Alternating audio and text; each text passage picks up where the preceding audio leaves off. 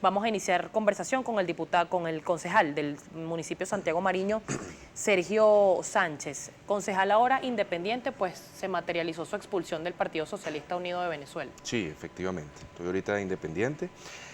Hicimos toda nuestra defensa en la dirección nacional del partido, en el comité disciplinario del partido, pero bueno, lamentablemente, y debo decirlo así, no fueron considerados nuestros elementos, nuestras pruebas, y bueno, decidieron la expulsión de 2 concejales del PSUV y ahora estamos como independientes.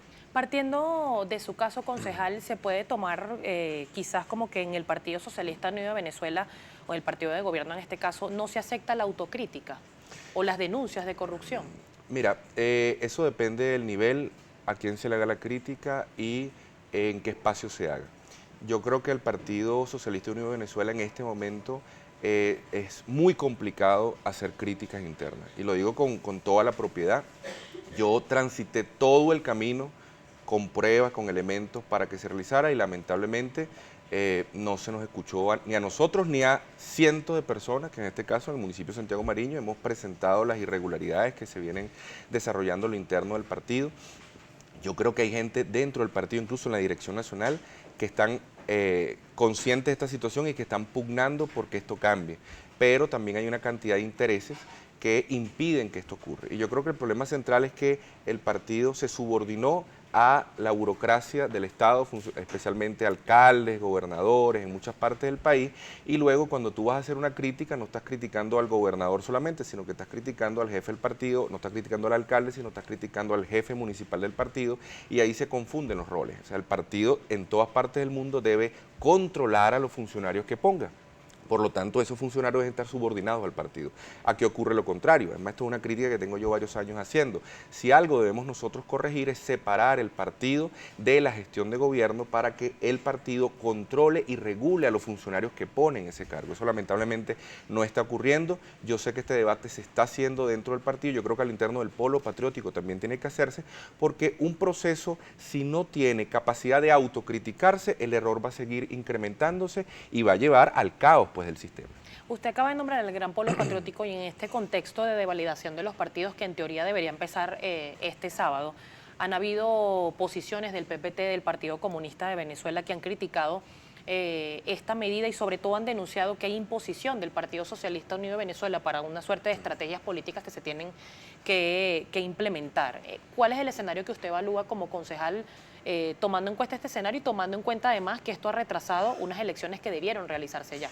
Bueno, nosotros, uno de los motivos por los cuales apoyamos al presidente Hugo Chávez fue porque aquí vivimos un bipartidismo y en esa época, es decir, o eras de AD o eras de COPEI para poder hacer tus planteamientos, tu propuesta y acceder al poder. Yo creo que nosotros no podemos retroceder en esa evolución que tuvimos. Es decir, el tema de la democracia, y más allá de la democracia como apellido, participativa y protagónica, es un elemento central del chavismo. O sea, yo como chavista reivindico la democracia y por lo tanto estoy en desacuerdo con las normas que puso el CNE para apoyar, para obligar a los partidos pequeños a que se legalicen. Yo creo que eso es un error táctico, es un error conceptual y además es un error que desvirtúa el programa central y medular de la esencia del chavismo, que no va a generar muchos conflictos internos. Yo creo ¿Se está perdiendo ese legado? En ese sentido, sí, ahí con esa propuesta que está haciendo el CNE, por supuesto. Es decir, ¿por qué nosotros somos chavistas? Yo diría la inmensa mayoría de los venezolanos, incluyendo muchos opositores. Bueno, porque estamos de acuerdo con la educación gratuita, estamos de acuerdo que todos podamos tener acceso a la educación, a la salud, que los campesinos tengan su tierra, que este sea un país soberano, que no haya corrupción, que sea un país eficiente, una potencia. ¿Quién puede estar en desacuerdo con eso? Con eso estamos de acuerdo el 90% de los venezolanos, pero no estamos de acuerdo con el bipartidismo. No estamos de acuerdo con las imposiciones, no estamos de acuerdo con la corrupción, no estamos de acuerdo con la ineficiencia. Ahora, que hagamos esta crítica no significa que estamos con la oposición, que es un poco el dilema que te colocan cuando tú haces críticas. Si haces crítica eres opositor, o si señalas, o traidor. Y si señalas algo bueno, entonces el gobierno eres un gobiernero.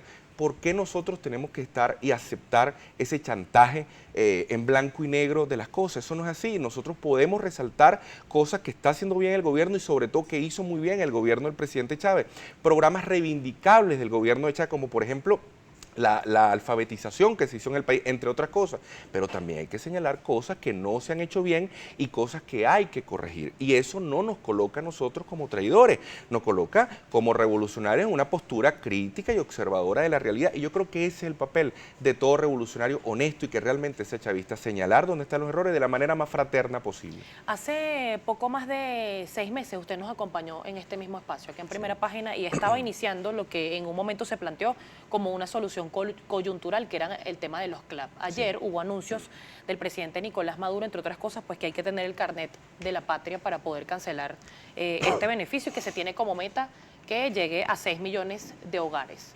¿Qué pasa con el resto y por qué no implementar políticas que regulen y que el venezolano pueda volver al supermercado a comprar lo que quiera cuando quiera y no depender de una bolsa de comida que además llega nada más al 25% de la población? Sí, bueno, fíjate, yo creo que el presidente Chávez da la respuesta a eso. En el golpe de timón el presidente Chávez dijo, y yo creo que hay que escucharlo, esta es una revolución democrática, por lo tanto debemos convencer en vez de imponer.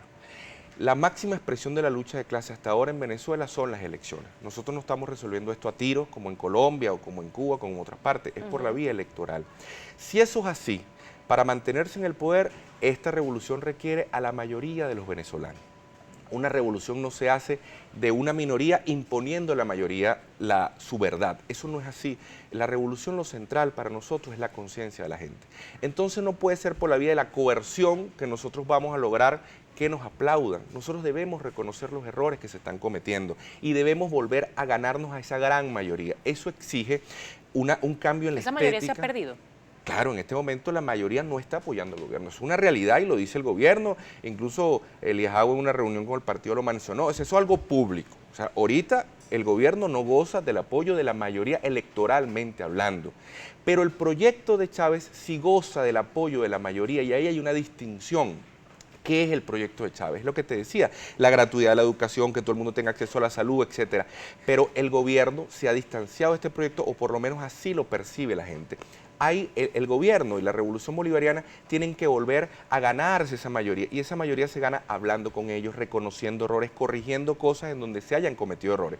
Por lo tanto, cualquier política, no solamente este tema de los carnets, sino cualquier política que sectorice, que fragmente, que divide y que polarice en este momento, a mi entender, no le conviene al gobierno.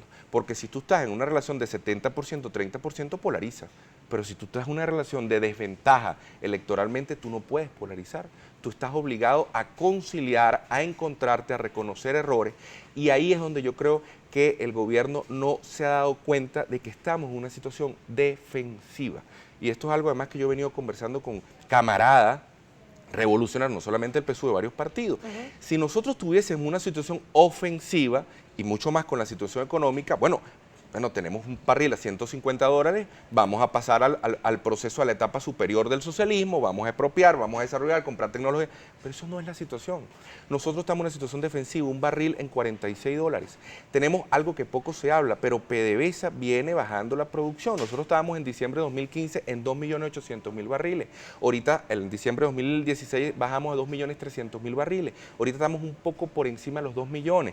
Ya no solamente que el precio del barril bajó, sino también que estamos produciendo menos. Eso nos coloca en una situación de mucha fragilidad económica. PDVSA ahorita tiene dificultades para hacer los mantenimientos preventivo, predictivo y correctivo en la industria petrolera. Se ha disparado la siniestrabilidad en la industria petrolera, los problemas de corrosión. Tenemos una deuda operativa extraordinariamente grande que oscila casi por los 100.000 millones de dólares en industria petrolera. En esa situación, coloca al gobierno en una posición defensiva que nos obliga a desarrollar el aparato productivo, a desarrollar el campo, pero el gobierno no tiene los recursos para hacerlo. Entonces necesitamos tener un poco más de creatividad para poder activar el aparato productivo y sobre todo el tema alimentario y agroalimentario. Del cual vamos a hablar al regreso de la pausa comercial, sobre todo porque se sigue denunciando por parte precisamente de quienes trabajan en el campo de nuestro país que los precios no son los más correctos, que no se incentiva precisamente al productor, sino que se sigue importando alimentos, lo que obviamente pues perjudica a los campos venezolanos. Estamos conversando con el concejal del municipio Santiago Mariño, del estado de Aragua, Sergio Sánchez. Toda la participación que quiera, todo lo que quiera preguntar, @Primera Página. ¿Tiene cuenta en Twitter, concejal? @Sergio Turmero. Allí la tienen, ya venimos con más.